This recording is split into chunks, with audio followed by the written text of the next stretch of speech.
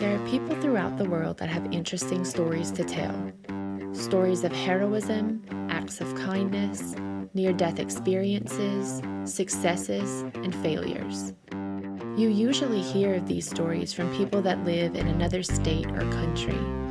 But what about the stories from within your own community? Everyone has a story to tell. And by everyone, we mean your neighbor, your coworker, the person behind you at church, people you interact with on a daily basis, or maybe even you. Welcome to Season 2 of the DTB Podcast, presented by the Bless Your Heart Nonprofit Corporation. I'm Brennan Mathern, and I'll be your host as we speak to some of the most interesting people on Bayou Lafourche. And that's what we're doing today, speaking to one of the most interesting people on the Bayou. Some of our shows at the DTB Podcast center around a specific topic or a place or history. But today, keeping true to form, we're going to talk to a person that is interesting and has a story. He's a business owner in the area, and he has his hands really all over a lot of different things. And we're going to talk to him today about his life, and we're going to hear his story. Our guest today is Travis Terrebonne of LaRose. Travis, thank you for joining us, and welcome to the show. Hey, Brennan, how you doing? Glad to be here for sure. I'm excited about it. Big fan of the show. Thank you, man. We appreciate you listening. And as you probably know, listening to the show, we start every show by just getting people to introduce themselves, and so that everybody kind of has an idea of who they're talking to. So, the most famous greeting you have when you're meeting somebody new is, who's your mom and dad? So just tell us about your family. Tell us about where you grew up, where you went to school, and things like that. Sure. So I was kind of like a cut-off LaRose migrant throughout my childhood. But I always say I am from LaRose. Currently live north of the Intercoastal, and we'll get to that town a little bit later in the discussion. But my mom is Johnny Alamo. She was Pat and LJ Alamo's daughter. Pat and LJ, well known for working for Latelco for a lot of years in the phone company. And my dad is Ted Terrebonne, Rodney Terrebonne's side of the family. I was raised by a stepdad, Bruce Kennedy, from Mississippi, but lived the majority of his adult life here. I'm currently married to Leslie Roos Terrebonne, and together we have a bunch of kids, but awesome kids. I mean, I'm blessed with my family for sure. So I was married and divorced. I was married to Ada Terrebonne, and her and I had two kids. Riley, who is 15, going on 31, 2-ish maybe, in high school. She's a sophomore. I have Lane, who is 8 years old, who is he's the most fun shock person you ever met. His fun shockness inspires me for sure. And then I have Leslie has Sebastian, who is about to be 20 and is expecting his own child of his own. So we're going to be grandparents. Oh, congratulations. Thank you. And Sebastian is engaged to a girl named Mackenzie Hughes. She's from North Alabama, somebody he met when he was up there working prior to Ida. And Sloan Vegas, who is Leslie's child from a previous marriage, her kids and my kids. I mean, so I'm trying to figure out how to word this for radio. She's my stepdaughter. She is 14 and a standout at everything she does. She's at LCO and going to be going to South Lafourche next year. And we've been blessed with another child that we are currently raising right now by the name of Adrian Randazzo, who is a 14-year-old 8th grader at LCO. He's been in my life probably the last 5-6 years through youth sports. But we got a big blended and blessed family, and I couldn't be more proud of them. Whew. I guess every time I talk about my family, I get choked up. But we just came back from vacation. I drove in today, so I got to spend some really good one-on-one and group time with them and reflect on how blessed I truly am. So, family's big to me, and being from here, obviously. Most people I call friends are big and family on the bayou too. So that's one thing I'm proud about being from here is a sense of family. Well, and Travis, I can certainly relate. It's hard anytime I'm in the company of others talking about my family. I always have to choke back because you realize how blessed you are. But let's talk about that blended family. That is a full house that you just described. You've got teenage girls, a teenage boy, you've got some younger kids. Talk about that dynamic and how interesting that makes life for you. Yeah, so, man, we don't stop a whole lot. So Leslie has been a full-time cosmetologist. She's an entrepreneur too. She's a hard worker. She's probably got 15 years in her trade and raised kids for the majority of her adult life as a single parent. So she definitely brings a dynamic towards parenting and our family unit that I can relate to. I was raised for a lot of years by a single mom, so she's a love first, really soft-hearted person, and I guess she kind of depends on me to swing the gavel and be the disciplinarian. But we do pretty well together. Although it's a daily struggle, the heart of our family is, we have strong faith. Members of Community Bible Church, and we're growing in our spiritual journey every day. But without the grace of God, it would be very difficult to balance the life we do. But we get it done, through love, dedication, commitment. Leslie now has, after 15 years, we decided her place was best suited, raising our children. And God has blessed us with the opportunity for her to be able to do so. So she pretty much retired right around Ida, maybe a little bit before, just kind of put her shears up and decided, she wanted to raise kids. And so far she's doing an awesome job at that. She's an amazing wife. Definitely the yin to my yang, and an ice cold glass of water to the hot fire that I bring in the house every day with me.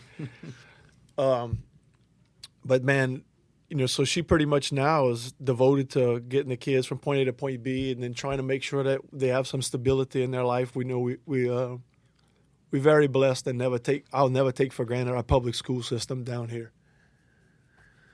My oldest daughter's at South Lafourche now, and she worked her way from North LaRose Elementary through LCO now to South Lafourche. And man, again, same scenario. I can't.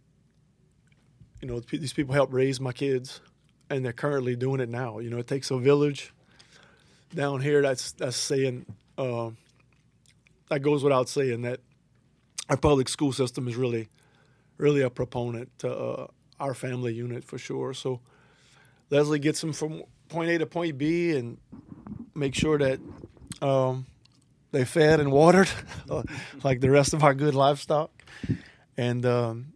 And I try to make sure and instill values into them, good work ethic, and the storm, and a lot of things have changed. I could almost say our life's completely different now than what it was pre-COVID. I got to spend some awesome time home originally at the beginning of the pandemic. And then it seems like we blinked, and then we got hit by a Category 5 hurricane. And, life gets tougher, and so do we. So trying to teach resilience in these kids. They're all active in sports, and that plays a pretty big role in our life. And so, I'm blessed. My oldest daughter's a big FFA. She's the 2022 FFA queen this year. She's aspiring to be an ag teacher, which is so crazy. I went to school the other day for Farm City Day, and every time I see Mr. Eric Zach, I still call him Mr. Zach, and now I'm assuming I have a free pass. I could call him by his first name, but teachers, to me, I'm always going to call him Mr. Zach. I think I was his first year of teaching, and I was such a jerk in the class. Bro, I loved it. I loved FFA. Obviously, I'm a farmer now. Loved agriculture, loved everything about it. Loved him, but he was a new teacher. So when you're a teenager, you push, and I was a jerk along with my friends. We're all jerks. And now, like 20 years later, here he is teaching my daughter. My daughter's in love with the program, aspiring to be FFA president. So she's making me really proud. She's my responsible kid. Riley's the kid that, she's getting baptized this Sunday, so she's giving her life to Christ. So I'm really proud of her. And then I'm gonna go completely opposite and talk about Sloan. Sloan is like the kid that everybody when you turn 40 years old and you look back at the kid you wish you were in school. That's Sloan. Like, she's involved in everything. Captain of the cheer team, point guard on the basketball team. She broke the 1 mile record this year at LCO, held I think by Michaela Bynum, so that held a pretty long time. She just excels at everything she does. She's a pastry chef, part-time pastry chef. I mean, she's a pageant queen. I mean, literally whatever she touches turns to gold. Sebastian is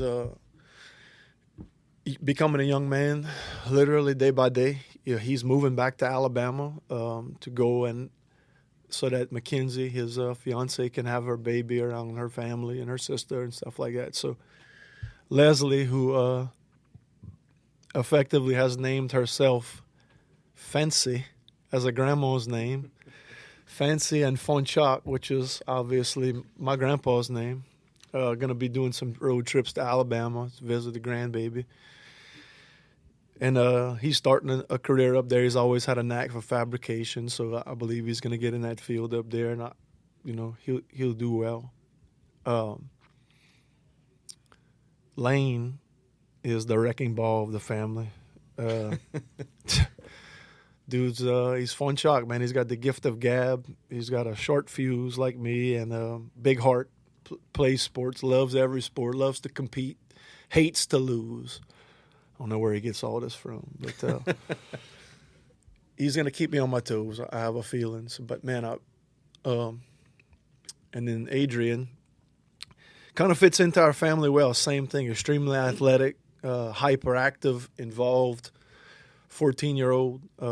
I've been coaching him at basketball since he's about 9 years old, and he lost his grandmother tragically during Ida, after Ida, during the nursing home scenario. And we saw an opportunity to step in, and it was on Leslie and I's heart for a long time, and wanted to give the boy, coming from a blended family myself, being raised by step parents. It's kind of crazy how life comes full circle. The majority of my young adolescent life I spent down West 80th Street in Cutoff, which is by the Cutoff Church. So I grew up all the way in the back of that street in a low trailer on the left-hand side. And I'll never forget, right by the bedroom was like the biggest, I'm pretty sure it's not a hackberry tree. It might be a big willow tree. But in any case, Adrian winds up growing up in the same neighborhood. And when I sat down with Adrian and his family, his remaining family, his grandfather, and talked about giving him the opportunity to come in and live in a house where they had other teenagers being raised by, what we proud to say we hope is the right way. And I sat there and like 10 feet from this tree that I'll never forget my whole life. And it feels like just God brought me back to that spot and just reiterated that we were doing the right thing. And so we sat down with the girls and, talked about how I felt like it was a family decision that no matter what, having a teenage boy in the house with a bunch of teenage girls is going to somehow change the trajectory of y'all, at least high school years, but sure, more importantly, their life. And so this is choking me up. I'm sorry. My girls were like instantly, Dad, we got to do it, So we made the decision and sat down, and, God did his thing, and he's living with us now, and it's a learning process for all of us, for sure. But I know our family unit is a lot stronger because of it. If you listen to the first season, you know that practically everyone we talked to had a story about Hurricane Betsy from that generation. But in our generation, we've said it many times that Ida is going to be our Betsy. And you've already mentioned, pre-Ida. But, man, it sounds like your family story, it really changed. Like you said, the trajectory of your family, the dynamic, a lot changed for you guys. Not necessarily directly because of the hurricane, but as a result, one way or the other, of the hurricane. God, I mean, first and foremost, I think COVID kind of springboarded, changed, the way I look. I thought life, from the time I'm young, I've always kind of thought I had life figured out or tried to stay one step ahead. My grandmother called me a mover and a shaker. And, I kind of always was, never let life come to me. I was going to go take it and make it. So when the pandemic hit, wow, we really being told to sit in our house and don't get out. And we got to do it. And wait, so you mean that the stuff that we've been hearing on TV for all these years could be bogus?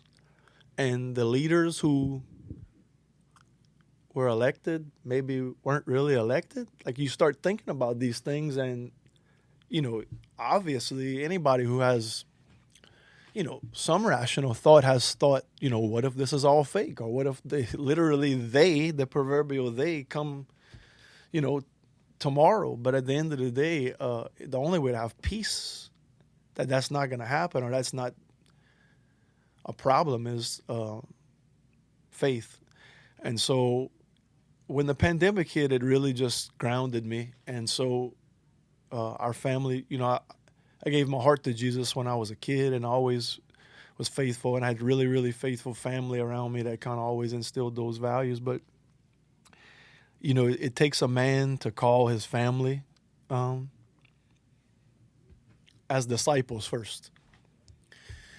And so when the pandemic hit, I wanted to be involved with my family more and, kind of put business aside finally after all these years. And doing so just kind of opened my heart to what life was really about. And then, I feel like, bam, we were quarantined. I got to spend some really awesome time with my family at home. We didn't know what the heck life was about to do again. And then we just turned around and got walloped by a Category 5 hurricane. So, truthfully, there were some amazing things that happened in my life between the pandemic and Hurricane Ida, but it feels like we've been, the last several years of my adult life, we've been just springboarding off of significant moment to significant, or what's going to happen next. And I know for the last 3 years, for me, that's how it's felt. So, yeah, that is pretty thought-provoking that now how many stories are going to be told or how many lives are going to be changed from a hurricane, both positively and negatively. And, I think one thing that always affects me is the amount of mental damage that things like this have caused that has not surfaced yet, or it's manifesting itself in ways that, you don't just notice walking around. So, Travis, our paths have crossed several times during our professional, post-high school, our careers. One of those was in 2014, being honored by Leadership Lafourche in the Chambers for the top 40 under 40. We're not under 40 anymore, brother. That is true. But you were recognized, obviously, for your role in business and kind of shifting gears. I'd like to talk about, you've talked about Leslie and her business, but you've run some successful business and still to this day, some successful businesses that I know a lot of people are going to be familiar with. So let's talk about that for a few minutes. So I want to say, I'd like to start it off by talking about just maybe a couple weeks ago, I posted something on social media and, you got to love those one-liners you post on social media where everybody you really love and care about messages like, hey, are you all right? Or someone is worried about it being about them or whatever. So I posted it. It was about myself. I posted that there is a difference between someone who owns a business and someone who is a business owner. And I feel like a true business owner is a creator and a cultivator. And so prior to the pandemic, I was someone who owned a business or multiple businesses. I wouldn't call myself a business owner because although the work that I was doing was creating and cultivating, my priorities weren't in the right spot. They were tracing a career or trying to be better than, my own parents or childhood or, whatever I was searching for. I was just a hustler, a blind hustler. It's kind of what I call tell my kids in sports. When you're out here hustling and you got no idea what you're doing, that's just blind hustle. I mean, I love it, but you got to have a purpose. So when I said that, it was about myself, and I'm changed now. But when I first got started, I went to high school at Salafouche. Kind of didn't really know what I wanted to do. I even maybe wanted to be an ag teacher or something like that. But I was chasing money, so a couple of my buddies from the Bahia, Michael LeBlanc, Jason Glenn, and Jonathan Darda, two of which are still in the field today. We took off and we tested the aptitude test to get into UTI, Universal Technical Institute. Took off, moved to Houston, got jobs there, and started going to school. And I had a girlfriend at the time, so I probably didn't have my priorities straight once again. Shocker. And so I was trying to hurry up and get out of school. So I worked enough. I saved up a little money, and I wanted to get back out of school. I was just always eager to start life. When I graduated, it was like a switch went off. I want to have a career. I want to have a house. I want to be a husband. I want to be a dad. I wanted all of those things so fast. And I don't regret that. I did miss out on some cool stuff, but just partying and stuff that probably wouldn't benefit me, or certainly wouldn't benefit me to this day. But so, I don't know. My dad was a commercial fisherman, and a couple of times he had to get a mechanic out to his trim boat. So I was on the boat, and I would hear about the repair bills or see the mechanic or, man, he makes a lot of money. I always drove a nice truck or whoever. So I knew the demand down here, obviously, for that was huge. So, hey, this seems good. I don't have to go to college and get in the books anymore. I could and find a career that I can make a good living. And I could still live down in Bahia. So that's what I did. We took off to UTI, Universal Technical Institute. It's like a trade school. And I got out pretty quick, wanted to start my career, and went to work for United Diesel at the time in Houma. I remember when I got out of school, or when I was graduating, they gave us placement assistance. And it went off a GPA, and some companies were interested in giving you reimbursement if you went to work for them or whatever. But in our area, nobody was offering that.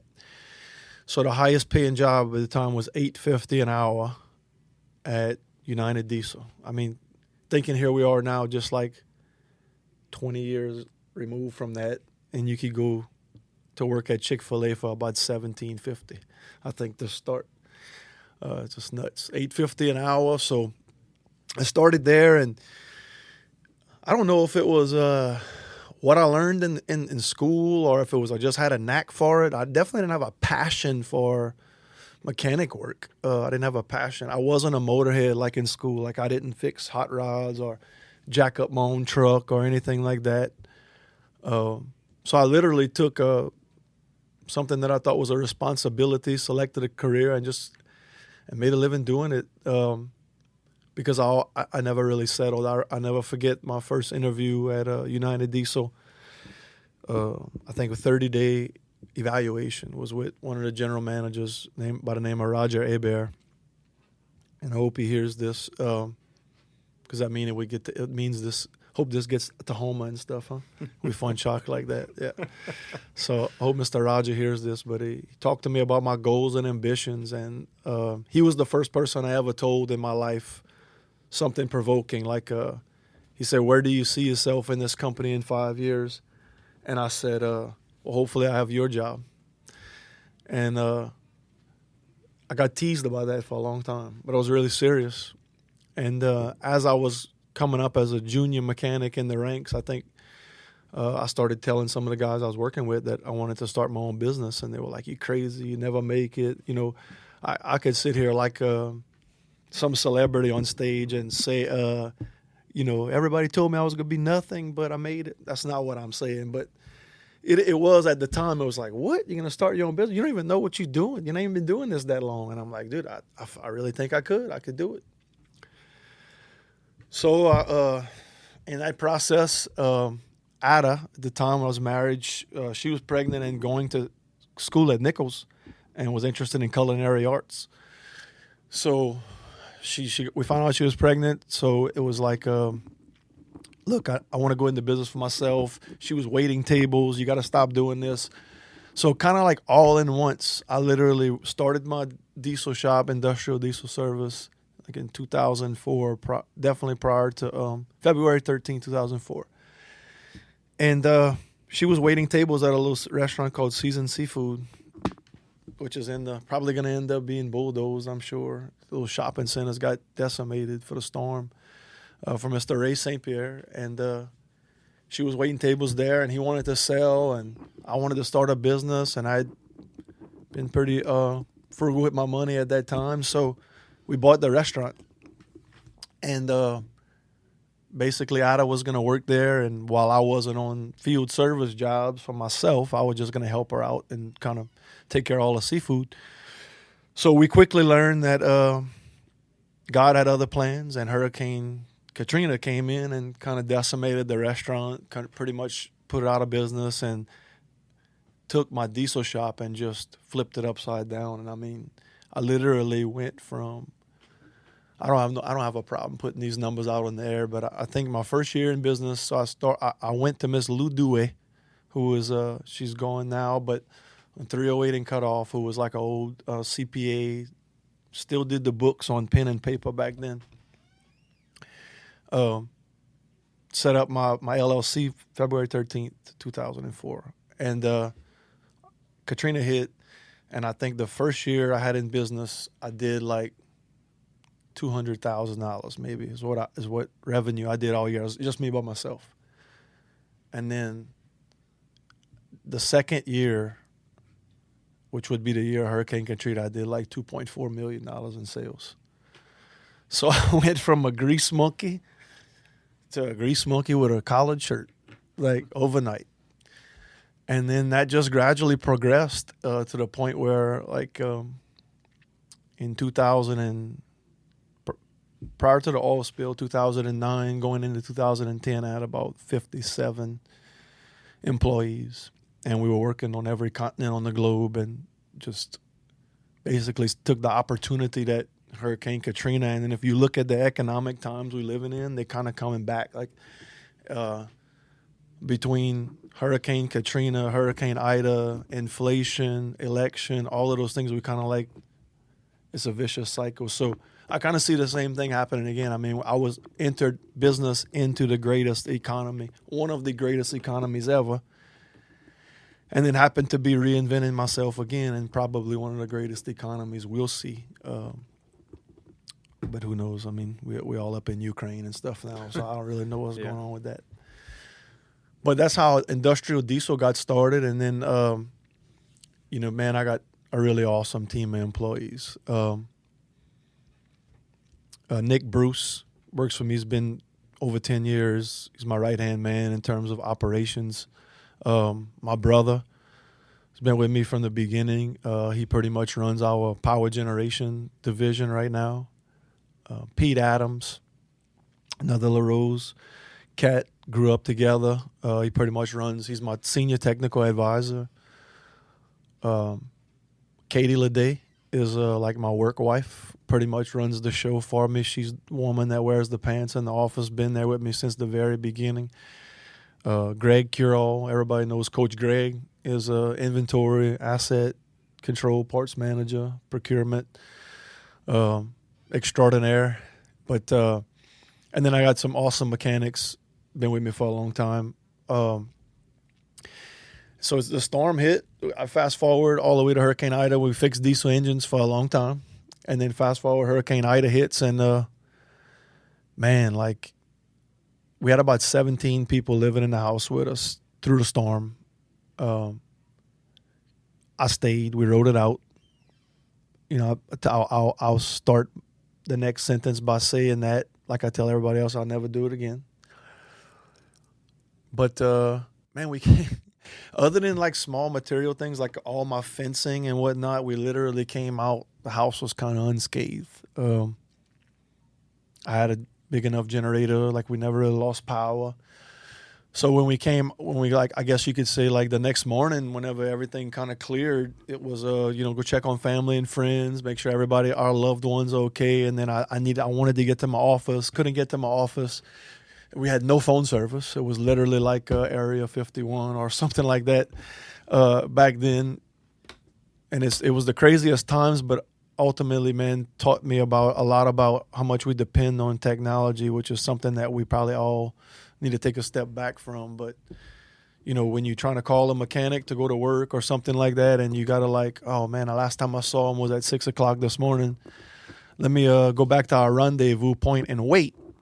The best times in this country were built when situations like that. So Hurricane Ida hits, and I get out there to try to see how I can help in the community, and I start getting a lot of, like, when I could get phone service, social media messages about trying to get people's residential generators going. And as soon as I advertised and it got out that I was doing it, it kind of went viral, like the kids say nowadays.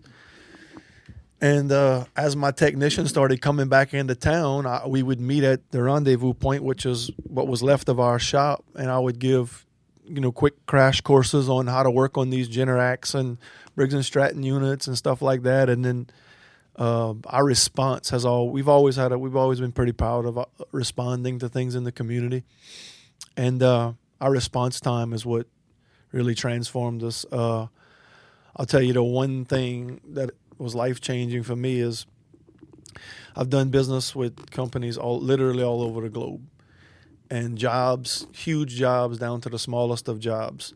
When the storm hit, very few people that I did business with all over the world, or even all over the country for that matter, like checked on us, truly. And so it affected me. While I understood it was a business relationship, I guess everything to me is personal. So when they tell you the cardinal rule of business is don't take it personally, if I was speaking at a seminar, I would probably tell you that would be the single biggest mistake you could ever do as a business owner. Because if you do not take it personally, no one ever will. And if you're inspiring leaders, they need to see compassion. And that doesn't happen unless you take it personally. So, I took helping the community personally, and the fact that we didn't get a whole ton of, response from clients that we thought we built a solid relationship with, come to find out it was based on money and finances and things like that don't matter, insignificance. From the time I walked into one of the 500 calls I responded to after Ida, and it was like the scene was old man, old lady in their probably 70s or 80s, home 2-3 days, no lights, no electricity, aren't in the physical shape to get out and get gas or hustle a gas generator. And when I knocked on that door and said, generator guys here, just the look on their face and the energy, the life that I put into them, even before I even touched the generator, moved me to change my entire focus on my business. And from the time I got that first generator going, the feeling that propelled me, I guess in the community, you get out, people hear things on social media. And so it was going out that I wasn't charging people to do repairs. But, to a certain extent, I was not trying to take credit as a profit, but I was trying to help people who needed help. And if you had a simple breakdown or something like that, look, now if I ordered a bunch of parts for you, yeah, and several people paid me, and a lot of people offered to pay me. But I was doing it because it felt good, and I was for the first time in a long time as a business owner, I got to do things because they felt good, not that I had to do because it was part of my daily routine as a business owner. So it, in a sense, it changed the entire trajectory of that business. And while we still do the same things that brought us almost 20 years of success, we now want to be. I'm going to give credit to Blake Lee right now, because Blake Lee and I had a very meaningful conversation, as Blake's the owner of 3T Oil Change. A good friend of mine, a pillar of this community, South Lafourche High School state champion, all of his kids, great wife, great family, told me, Travis, I bought this business because I want to be part of the fabric of the community. And man, that hit me like a grindstone and just stayed with me. So that was my opportunity. Hurricane Ida gave me an opportunity to reinvest my self into this community and be part of the fabric. And I think it's an eternal investment that my kids, my wife, my kids get to reap the benefits of it, because the oil field life is not for the faint at heart. And maybe dealing with the public is also difficult, but I feel like I'm built for this, and I'm really we as a team are really, really enjoying this new segment of the business for sure. So you mentioned industrial diesel services, as you said, y'all enjoyed success for many years. Now industrial power systems, but this is not the only business you have. You have a couple of other ventures that you've. I know that you have more than a couple, but I know you have a couple that everybody's going to be familiar with. So. Yeah, and a lot of them weren't planned, and some I've moved on from, and I definitely have some ideas in the bag that I'm kind of waiting for the right time and scenario. I'm realizing now that, when you take the first leap into entrepreneurship, the rest of the ideas come relatively easy. It's the execution on the ideals where 99% of people fail. And so if you can't give your full attention and passion towards something, it's going to be like the plant that you forgot to fertilize. It's probably going to be effective, but it's not going to be very efficient, or vice versa. So I'm kind of putting other things on hold. My second baby, grassroots brainchild business is Buzz Off. I wish everybody in the community knew about it. I've been working on that. But these hurricanes and COVID has had other problems, presented other problems. So a few years ago, I don't know, 2018 probably, we are going on vacation in Florida as a family, probably our first Disney trip or something like that, and we rented a condo. And so at the condo, I was reading something about the mosquitoes, and just they put notices in the condo about whatever virus, mosquitoes, and we went out there, and everybody in the, I would guess you say, I don't know what that region is of Florida, but Central Florida area has a screened-in back patio because of mosquitoes. And so I'm like, man, surely there's got to be a better way. What is everybody doing? These mosquito misting systems that you install on their house, no offense to the people that sell them. This is not in any way saying anything negative about it, but it's kind of cumbersome, maybe in cost, or the efficacy's challenging, or the chemical that's coming out of them is what kind of really affected me. So I'm like, man, I need to figure something out for these mosquitoes. I have horses, and because we have livestock, we attract more insects to our property, and it's not far from the back of my house. But I had a horse that if I would spray permethrin around it, she would begin to cough. She was allergic to it. So I need something to treat mosquitoes in my barn that's kind of all natural. So I had this idea on vacation. So the 85-hour drive home from Disney World to here, I just pretty much in my mind thought so the country and the world is moving to the whole foods, organic, grass-fed kind of trend, which is awesome.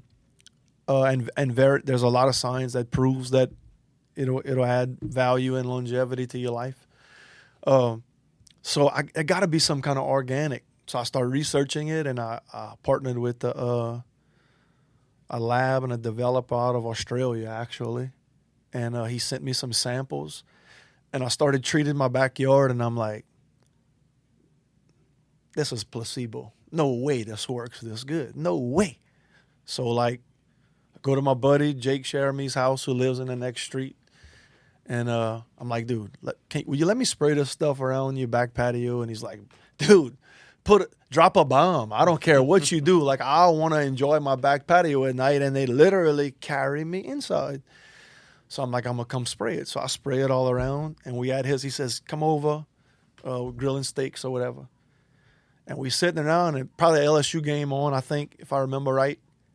And we I don't know, maybe a few beverages or a few innings into the LSU game. And he's like, bruh, I don't feel no mosquitoes. I'm like, dude, I forgot about it. Like, whoa, this is my idea, and I'm not even paying attention. So we start asking the ladies who could give us an honest opinion. And they were like, nah, none, not one. So I'm like, all right, I got to beta test this. So I start talking to my family, and I'm going to come spray this stuff. It's organic, blah, blah, blah. And then I started testing it out and realized the downfalls of it, which was how long it lasted. So I started doing research and wanted to maintain the EPA 25B integrity, which means we don't have to report our usage to the EPA because it's completely consumable. So I found a product combined of animal fat and aloe, which basically is a glue that you mix in with the all-natural insecticide, and it causes it to bond. And then through continued research, I found other essential oils that counteract different insects. So I started just constantly messing with it for probably the first year. Like, literally, man, I bought little containers and caught mosquitoes with water and just tried little drops of it, and until I proved to myself that it was a bona fide solution. Then I had to create the need for the service because I felt like it needed to be personal, not something that came out of a machine. And so I went to Facebook and built a brand, and pretty much from the ground up. I did most of the work for that business through a website called Fiverr. Basically, it's freelance professionals from all around the country. They could really do anything. Like, if your kid's going to fail a project and you need to hurry up and get one in, and you got about 50 bones in your Venmo account, somebody will write that report for your child, or somebody will design your business card or write your will and testament, all through a website. So I did pretty much all of my legal documentation, contracting, everything to get started through Fiverr, and bought the first equipment and ordered my first bulk solution in 2019, and launched Facebook ads and campaigns and grew it to about 300 contracted homes in the Bayou area. And, to this day, I've never had anyone ever sign a contract. We call it a contract, but it's not. It's more or less, I'm contracted to you. I trust that the product's going to work so well that I'm not worried about a contract. And this is going to get launched pretty soon, but I just recently partnered with the solution manufacturer and my methods and additions, and more than likely we are going to venture off and to start training small business and entrepreneurs to start doing what I'm doing all over the country, where I would be the trainer and he provides the product, and I teach them how to run the business because the demand for it is really crazy. I didn't realize mosquitoes is pretty much like a 45-state ordeal, and you don't realize it, but we're used to it. Imagine being in a state where you're not used to getting bitten by some type of bug pretty much every day of your life. They will pay $500 a month for you to get rid of them. Right. Whereas here it's like, me, I got that, me. Mosquitoes die when they drink my blood. Look, I battled every business objection you could think of. I was doing business down the bay and some funny ones, but Buzz Off was, man, it was kind of like crazy how it went down, and just opened my eyes more so to the organic side of life and where that was going, and kind of why I got back into the cattle business, which I'm kind of figuring we was going to get to at some point. Yeah, talking about the cattle business, that's the other big venture that I know that people are going to be familiar with, Good Earth Cattle Company. Yeah, so Good Earth Cattle Company is I guess it's kind of like a cooperative between myself, my brother, and a good friend of mine who's as close as a brother, Jake Sheremy. I mentioned him earlier. So my grandfather, my mom's side of the family is from East Texas. East Texas is I mean, all over Texas is cattle country, but East Texas is, Northeast Texas is really cattle country. Rolling hills, the grass grows really rich, really fertile soil. So my grandfather raised cattle and was an oilman who pretty much inspired me in every way. We called him Papa. I have my Bible here with me. He's probably my bookmark, and most of my Bible was obituary. Great man, just, led the singing at church and would speak for the oppressed. Just really good man, always high motor, work ethic, honest man. And salt of the earth people are in the cattle business. I truly believe that, or in the livestock, horse business. Best people I ever met in my life or come from that way of life. And so my grandfather instilled a love for cattle in me as a young man. And growing up down the bayou, they've had cattle here as long as we've been here. But when I was a kid, we used to go up to East Texas for the summertime when we were out of school. And I spent most of my summers as a kid up there. I didn't get to spend a lot of go-kart and dirt bike riding time down here because I was up there on the farm, and I would never change. Man, I'm thankful for that every day. We laid him to rest about 4 years ago now, my great-grandfather. And so I've always been intrigued by the cattle business. And several years ago when we laid him to rest, my brother and I bought his herd in Texas from the family and moved them down south. And we took a go at it, I guess in his name, in honor of his name. It was something we talked about at the funeral, like we wanted to continue that legacy. It was really important to us, and so we came down, and then we had a pretty successful run in the cattle business there until economic recession times. Oil and cattle is a commodity. It's traded just like oil, so it kind of goes with oil. So when the price of oil drops, if you see that happen, and fortunately enough, through industrial diesel, I saw the price of oil the last time it dropped, and new cattle was about to do the same thing. It normally trails oil.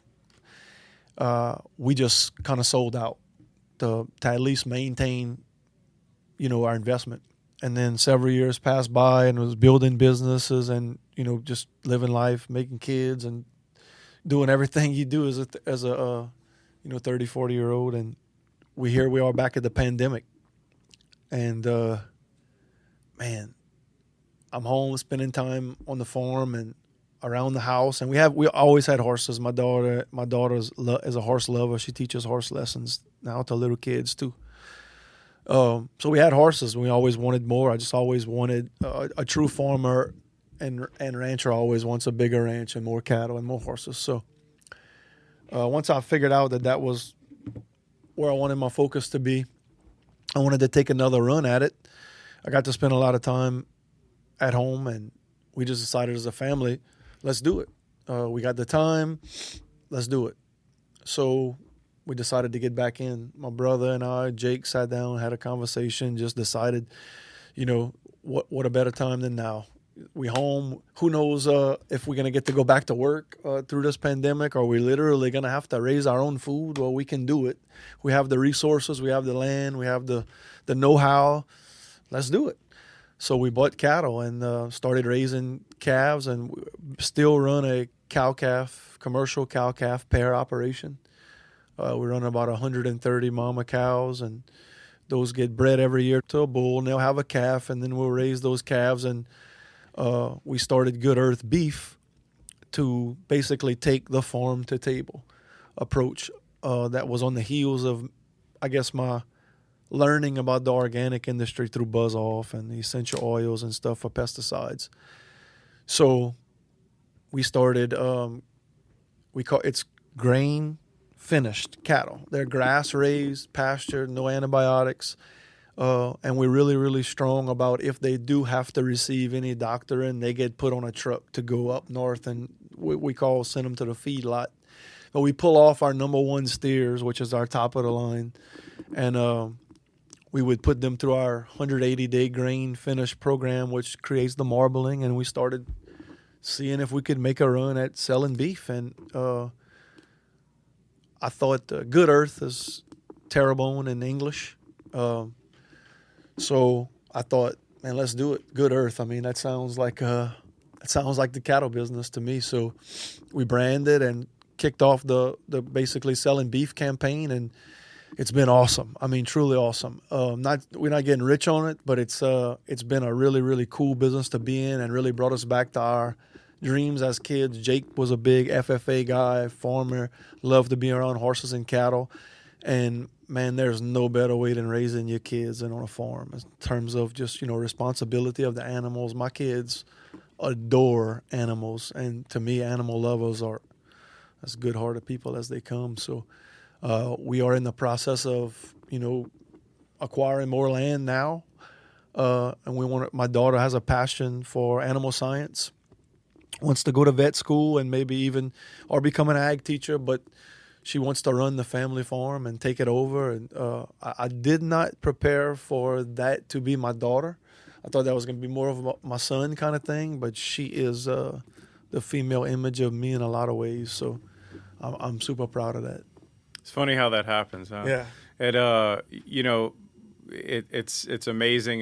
Before you become a parent, you have all these thoughts in your head, and I always tell people that I always pictured my first game of catch with my son, and that ended up happening with my daughter, who loves softball now, which is an awesome segue to talk about. I know we're getting to the end of our time here, but we'd be remiss if we didn't mention youth sports and what that part has been in your life. Earlier, you were talking about teachers and how you still refer to teachers as Mr. Zach or whoever. I'm the same way, especially with coaches. Anybody who's ever been a coach for me, they will always be coach whatever. And you're now experiencing that impact on a lot of lives of the youth in our community. And you talked about being a part of the community. What better way than to give back by coaching youth sports? Yeah, that is that's a headstone thing for me, my involvement with youth sports. Like, I feel like regardless of what legacy I could leave behind, maybe monetarily or, heirloom or symbolic of the like for my kids, pouring back into kids is what I want my kids to do and their kids. And that's the biggest legacy I feel like is impressioned upon me to leave for my kids is a life of leadership. And coaching has been made an immeasurable impact on my life in a positive way. I was not the most gifted athlete. That was my younger brother. Ian was the gifted athlete.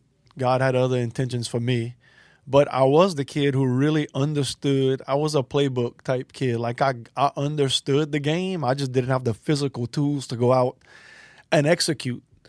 I was a B team kid, so I always advocate for B teams now. I've coached a lot of really successful B teams. Probably the most successful B team I coached, we went to nationals a few years ago in the A bracket, and we were runners up. Adrian Randazzo was on that team. And so I made relationships with kids and families that, are still fruitful to this day. I'm now a Biddy Basketball Regional Director, represent all the programs on the Bayou. And, there's a lot of rhetoric that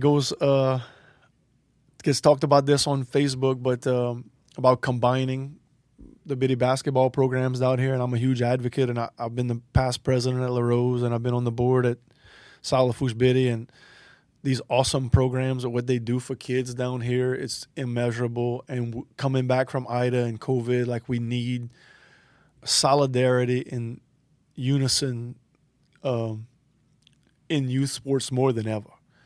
So I could make this combining happen. So this is a moment to plug. We need to combine these Biddy programs. But yeah, look, it's molded me, my kids. My kids love it. My daughters are going to play basketball at South Lafourche, hopefully, if they put in the work. So will Adrian. I hope he's got the talent and the drive. And Lane, I think Lane might be the one nipping on their coattails as far as the athlete goes. But I'm going to coach youth sports as long as my kids are involved and probably commit even further.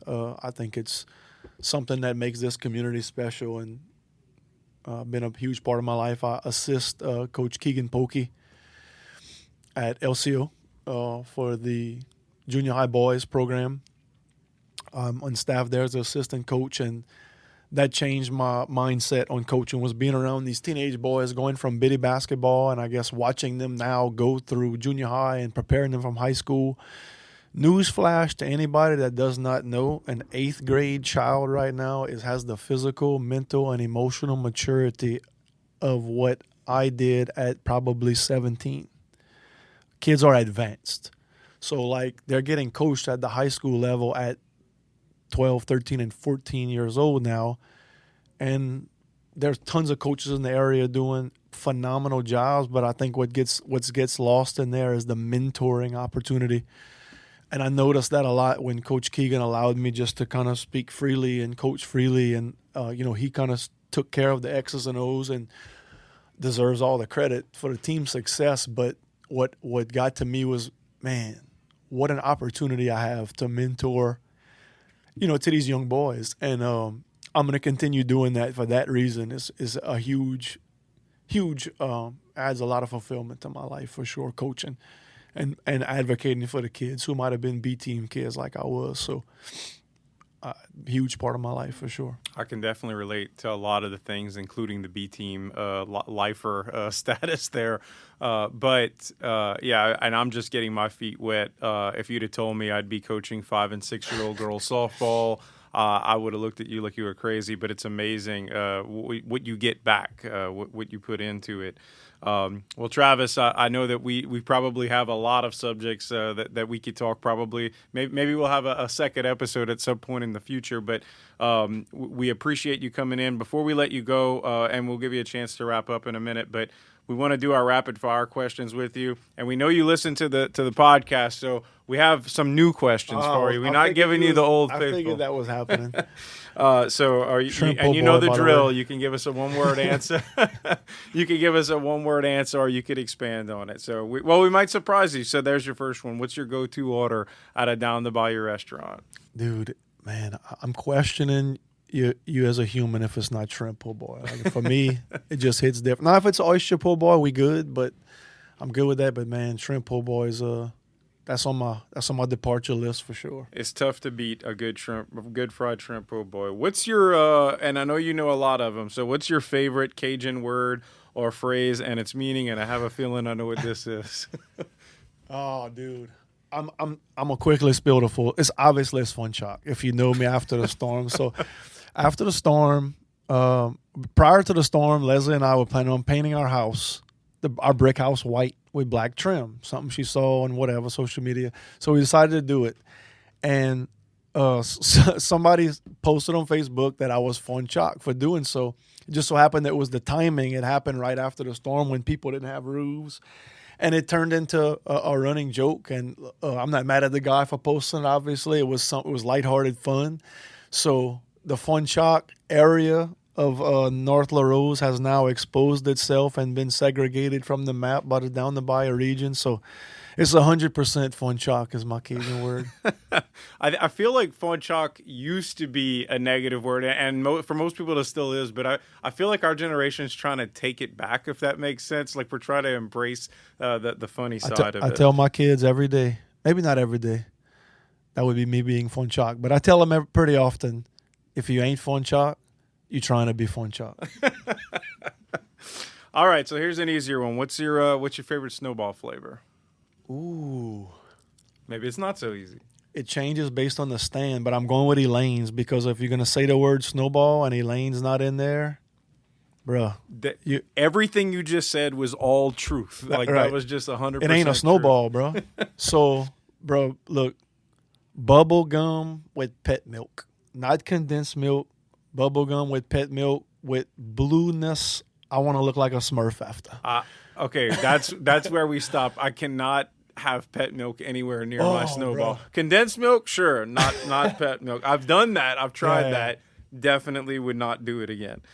All right, we kind of got your answer from this earlier for the next bad hurricane. Staying or leaving? Rolling out. Me and my animals, and I might bring my kids depending on how they act.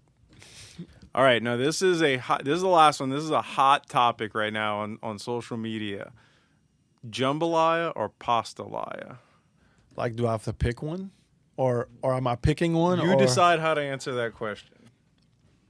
So because pastalaya was, like, for me, revolutionary when I first tasted it, and I probably cook a much better pastalaya than jambalaya, I'm going with pastalaya. But I mean, jambalaya is a staple, and it made pastalaya, So I mean, I'm going with revolutionary. I mean, pastalaya. I hadn't put my thoughts down, but I think I would share your viewpoint. Like, it's hard to discount jambalaya. It's the original, But man, I mean, I haven't tasted a bad pastalaya, but I know that's the hot topic right now that everybody's arguing over. So, Travis Terrebonne, thank you so much for joining us. Before we go, any closing thoughts and tell people how they can connect with you and your businesses online? Sure, I'd love the opportunity, just to talk about, I guess, what I guess didn't detail in the changing of my business after the storm. Was it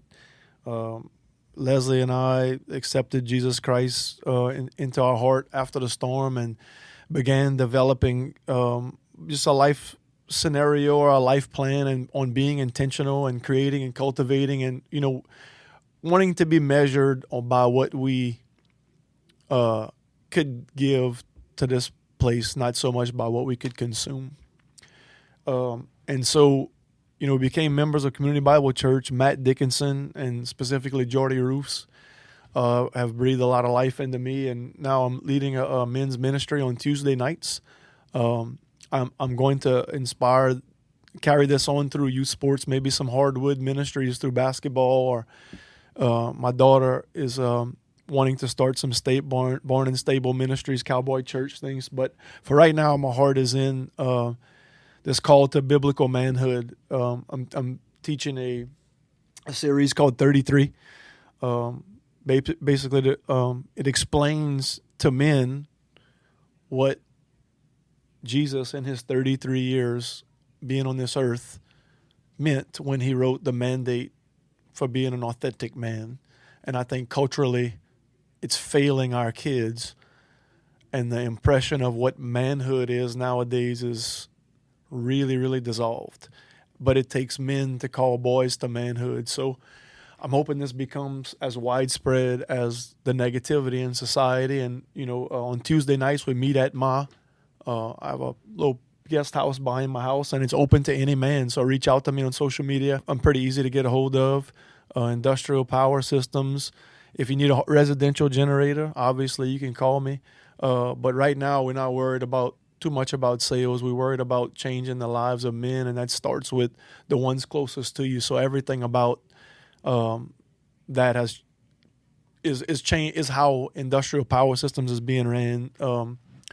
We are bringing in young guys and trying to, grow them up the right way, not just in their vocation, but in their life. And I believe now I found the reason God put me here was to use my sphere of influence to, speak for the oppressed, which is why I like to coach, and minister to people as a prime example of His grace. So, Well, Travis, again, thank you so much. Travis Terrebonne, we appreciate you joining us here on the podcast. And that'll do it for us for this episode of the DTB Podcast.